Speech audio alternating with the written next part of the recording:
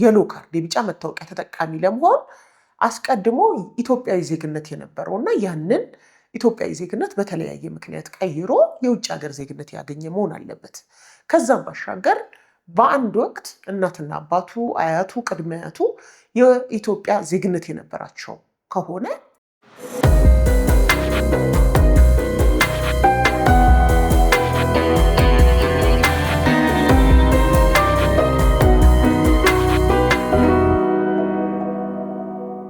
እንዴት ቆያችሁኝ? ጠበቃ ሰብለ አሰፋ ነኝ። የዩቲዩብ ቻናል ተከታዮቼ ሎየር ሰብለ አሰፋ ኦፊሻል የሚለውን ዩቲዩብ ቻናል ሰብስክራይብ እያደረጋችሁ ለብዙዎች እንዲደርስ የበለጠ የተብራሩ መረጃዎችን ይዤላችሁ እንድታደርጉ ነው የምጠይቃችሁ። እንግዲህ በዛሬው ዕለት ይዤላችሁ የመጣሁት ስለ ኢትዮጵያ የትውልድ ኢትዮጵያውያን መታወቂያ ወይም ደግሞ የሎ ካርድ ነው። እንግዲህ ይሄ የሎ ካርድ በተለይ ደግሞ በመላው ዓለም የሚገኙ ዲያስፖራ ወገኖቻችን በርካታ መረጃዎችን የሚጠይቁባቸው በመሆኑ እናም ብዙዎቻችሁ የኔን ምክር የምትጠይቁበት ጉዳይ በመሆኑ በቂ ምላሽ የሚሰጥና በማንኛውም ሰዓት ልታገኙት የምትችሉትን መረጃ እንዲኖራችሁ ለማስቻል ነው ይህንን ዩቲዩብ ኮንቴንት የሰራሁላችሁ።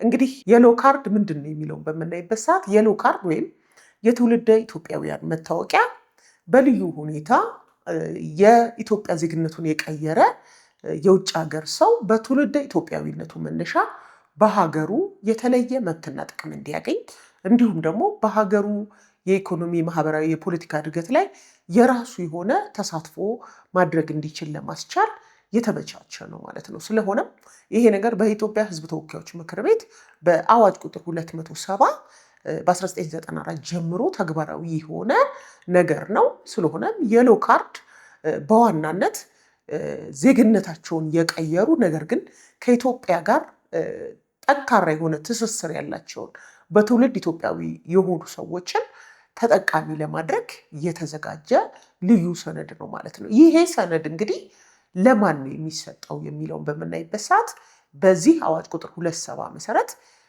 አንድ ሰው አንድ የውጭ ሀገር ዜጋ የሎ ካርድ የቢጫ መታወቂያ ተጠቃሚ ለመሆን አስቀድሞ ኢትዮጵያዊ ዜግነት የነበረውና ያንን ኢትዮጵያዊ ዜግነት በተለያየ ምክንያት ቀይሮ የውጭ ሀገር ዜግነት ያገኘ መሆን አለበት። ከዛም ባሻገር በአንድ ወቅት እናትና አባቱ፣ አያቱ፣ ቅድመ አያቱ የኢትዮጵያ ዜግነት የነበራቸው ከሆነ ያም ሰው የውጭ ሀገር ዜግነት ቢኖረውም የትውልድ ኢትዮጵያውያን መታወቂያ ለማግኘት ብቁ ሊሆን ይችላል ማለት ነው። ከዛም ባሻገር በሶስተኛ ደረጃ በጋብቻ የየሎ ካርድ የትውልድ ኢትዮጵያውያን መታወቂያ ማግኘት ይቻላል።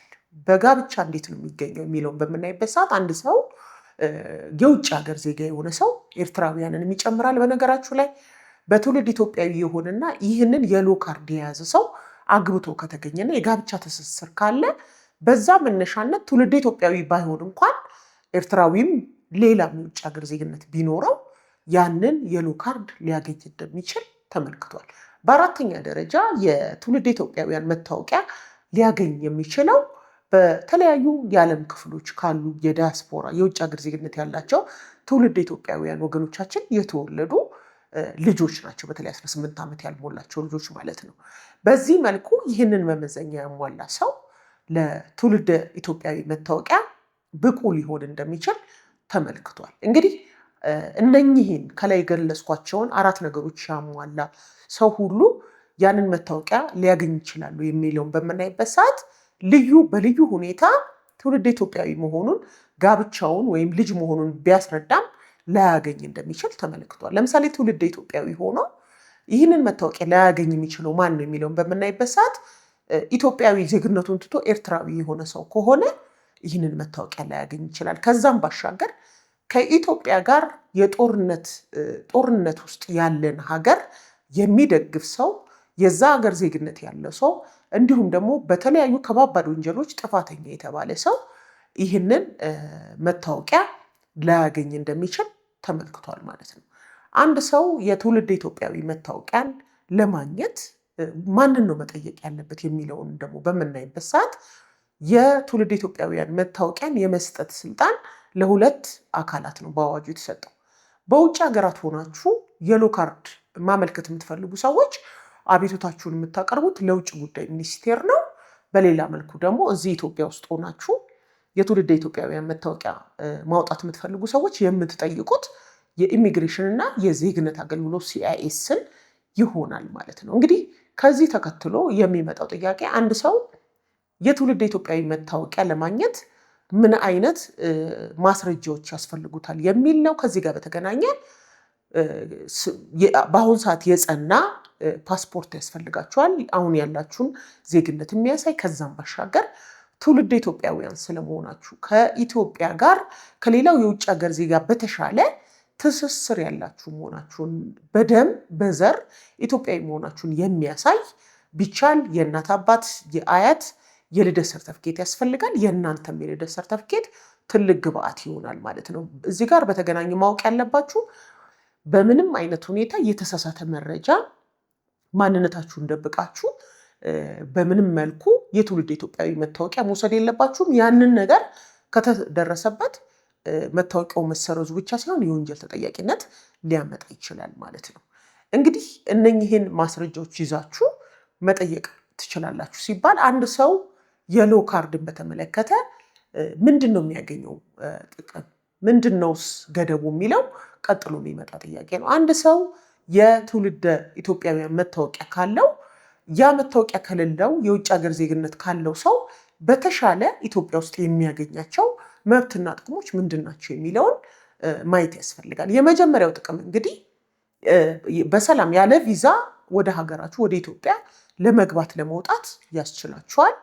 በሁለተኛ ደረጃ ያለ ወርክ ፐርሚት ያለ ስራ ፈቃድ የውጭ ሀገር ዜግነታችሁን በያዛችሁበትም ሁኔታ በኢትዮጵያ ውስጥ በነፃነት እንድትሰሩ እድል ይሰጣችኋል። በሶስተኛ ደረጃ እንግዲህ እንደ ሪል ስቴት ያሉ የማይንቀሳቀሱ ንብረቶችን ሀሴቶችን ለማፍራት ዋነኛው መመዘኛ እንግዲህ የሎ ካርድ መሆኑን ታውቃላችሁ። ንብረት ለማፍራት እድል ይሰጣችኋል። ከዛም ባሻገር በአራተኛ ደረጃ ይህንን የሎ ካርድ የያዘ የውጭ ሀገር ዜግነት ያለው ትውልድ ኢትዮጵያዊ በኢንቨስትመንት መስኮች ላይ እንደ ሀገር ውስጥ ባለሀብት እንዲቆጠር ያስችለዋል። ያ ማለት ለምሳሌ የውጭ ሀገር ኢንቨስተር የሆነ ሰው በተለይ አብዛኞቹ ኤሪያዎች ለሁሉም ለውጭም ለሀገር ውስጥ ኢንቨስተር ክፍት ቢሆኑም የተወሰኑ ሴክተሮች ለውጭ ባለሀብት የተከለከሉ ናቸው፣ አይፈቀዱም። ያንን ክልከላ እንዳይመለከታቸው ያደርጋል። ከዛም ባሻገር ደግሞ ካፒታል ሪኳየርመንቱ እንደምታውቁት የውጭ ሀገር ዜግነት ያላቸው ሰዎች ኢትዮጵያ መጥተው ኢንቨስት ሲያደርጉ ለብቻቸው ከሆነ 200,000 ዩኤስዲ ያስፈልጋቸዋል። ጆይንት ኢንቨስትመንት ከሆነ ከኢትዮጵያውያን ጋር $150,000። ይሄ ካፒታል ሪኳየርመንት እና ሌሎች እንደ ኢንቨስትመንት ፐርሚት ያሉ ረዥም ሂደት የሚጠይቁ የውጭ ኢንቨስተሮችን ማለፍ ያለባቸውን ሂደት እንዳታልፉ የሎ ካርድ እድል ይሰጣችኋል ማለት ነው። በመጨረሻም የሎ ካርድ በተለይ በጡረታ ሕግ የውጭ ሀገር ዜጎች አለመሸፈናቸው ይታወቃል። ነገር ግን የሎ ካርድ ያለው የውጭ ሀገር ዜግነት ያለው ሰው ይህንን የጡረታ ተጠቃሚ መሆን እድልም ይሰጠዋል ማለት ነው። ከዛ ባሻገር እንግዲህ የሎ ካርድ መያዙ ደግሞ እንደ ማንኛውም ኢትዮጵያዊ ዜግነቱን እንዳልቀየረ ኢትዮጵያዊ ሙሉ ለሙሉ ሁሉንም መብቶች ደግሞ አያሰጥም። ገደቦችም ደግሞ መቀመጣቸውን ያስፈልጋል። እነኚህ ገደቦች ምንድን ናቸው የሚለውን በምናይበት ሰዓት ለምሳሌ የውጭ ሀገር ዜግነት ያለው ትውልድ ኢትዮጵያዊ የሎ ካርድ ቢይዝም መምረጥ መመረጥ አይችልም በኢትዮጵያ ውስጥ። ከዛም ባሻገር እንደ ውጭ ጉዳይ፣ የደህንነት መስሪያ ቤቶች፣ መከላከያ እና ሌሎችም የመንግስት የፖለቲካ ተቋማት ናቸው በሚባሉ መስሪያ ቤቶች ውስጥ በመደበኛነት ተቀጥሮ መስራት እንደማይችል ያመለክታል ማለት ነው። ስለሆነም እነኚህ ነገሮች መብትን የሚሰጡ ቢሆንም ከገደብ ጋር የሚመጡ ነገሮች ናቸው ማለት ነው።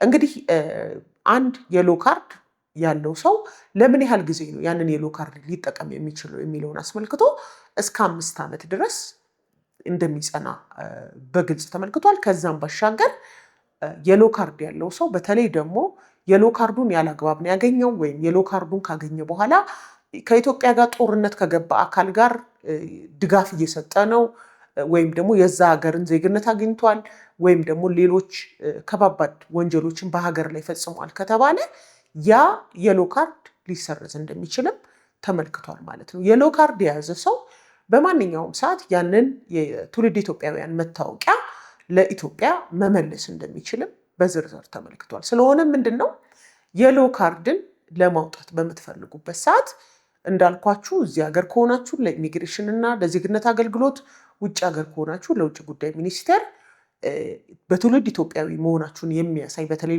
ልደት ሰርተፍኬት እንዲሁም ደግሞ አሁን ያላችሁን የውጭ ዜግነት የሚያመላክት ሰነድ ይዛችሁ በመሄድ የሚሞላ አፕሊኬሽን ፎርም አለ። እሱም ሞልታችሁ አስፈላጊውን ክፍያ ፈጽማችሁ መውሰድ ትችላላችሁ ማለት ነው። ከዚህ ጋር በተገናኘ እንግዲህ የሎ ካርድ ላይ ብዙ ጊዜ ችግር የሚሆነው ምንድነው?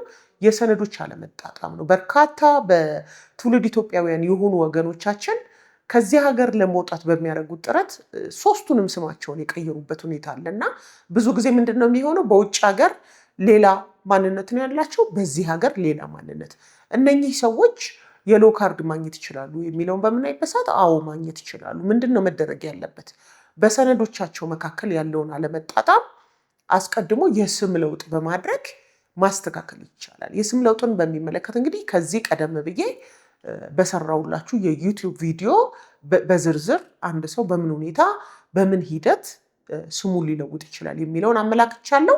እሱም ቪዲዮ ልታዩት ትችላላችሁ። ዋናው ነገር ግን በኢትዮጵያ አንድ ሰው ስሙን ለመለወጥ ሲፈልግ የስም ለውጥ በምንም አይነት በራሳችን ልናደርገው የሚገባ አለመሆኑን በተቻለ መጠን የፍርድ ቤትን ፈቃጅነት እንደሚያመለክትና ፍርድ ቤቶች ደግሞ በተለይ የአባትንና የአያትን ስም ለውጥ አስመልክቶ በቂ ምክንያት መኖሩንና ያ ነገር ሶስተኛ ወገኖችን እንደማይጎዳ ተረድተው ሲያረጋግጡ ውሳኔ እንደሚሰጡና ያንን ውሳኔ አረጋግጣችሁ በመውሰድ ከዛም በኋላ ማንነታችሁ ወይም በሰነዶቻችሁ መካከል ያለን አለመጣጣም ወጥ ካደረጋችሁ በኋላ ወደ የሎ ካርድ ጥያቄ መሄድ ትችላላችሁ ማለት ነው። ስለሆነም ከየሎ ካርድ ጋር በተገናኘ ሌሎች ዝርዝር ሰፊ ማብራሪያዎችን ስትፈልጉ በማንኛውም ሰዓት በዌብሳይታችንም በስልክም በዋትሳፕም ተጨማሪ ማብራሪያዎችን መስጠት ስለምንችል ቢሮአችን በስፋት የሚሰራበት ጉዳይ ስለሆነ ወደኛ ብቅ ማለት ትችላላችሁ። በዚህ ላይ